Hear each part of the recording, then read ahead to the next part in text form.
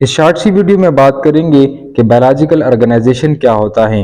तो biological organisation ये एक लिविंग थिंग के अंदर एक ऐसा ऑर्गेनाइजेशन होता है कि जिसमें सेल्स मिलते हैं और वो टिश्यू बनाते हैं और टिश्यू मिल के वो आर्गन बनाते हैं और आर्गन मिल के वो आर्गन सिस्टम बनाता है और इसी तरीके से एक लिविंग जानदार वो बन पाता है। तो सबसे पहले बात करते हैं कि सेल क्या होता है। तो cell is the basic and functional unit of all living thing.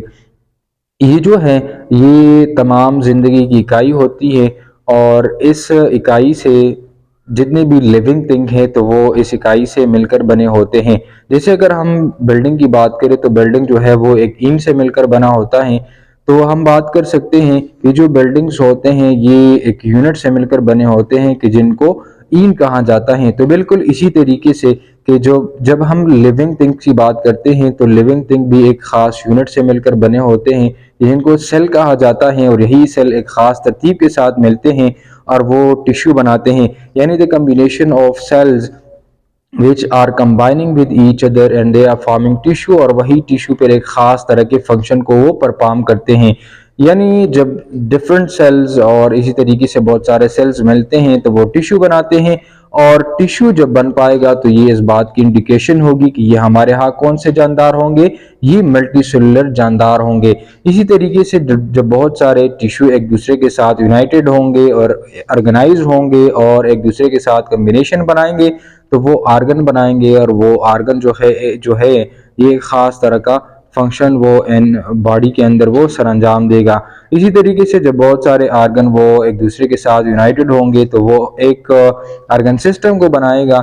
यानी जो आर्गन सिस्टम होंगे वो एक खास तरह के एक पर्टिकुलर फंक्शंस को परफॉर्म करेंगे और इसी तरह बहुत सारे ऑर्गन सिस्टम मिलकर वो एक ऑर्गेनिज्म को बनाएगा।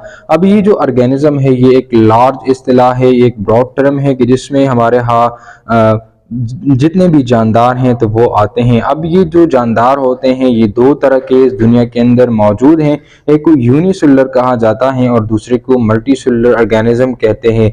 यूनि का मतलब होता है वन और सेलुलर का मतलब होता है कि सेल, यानी ये एक ऐसे जानदार हैं कि जिनकी वजूद एक ही सेल से मिलकर बना हो तो उसको यूनिसेलुलर ऑर्गेनिज्म कहा जाता है। जैसे हमारे यहाँ वायरस हैं और साथ में बैक्टीरिया हैं तो ये जितने भी हैं तो ये एक ही सेल से मिलकर बने हैं और इनको कहा जाता है यूनिसेलुलर ऑर्गेनिज्म।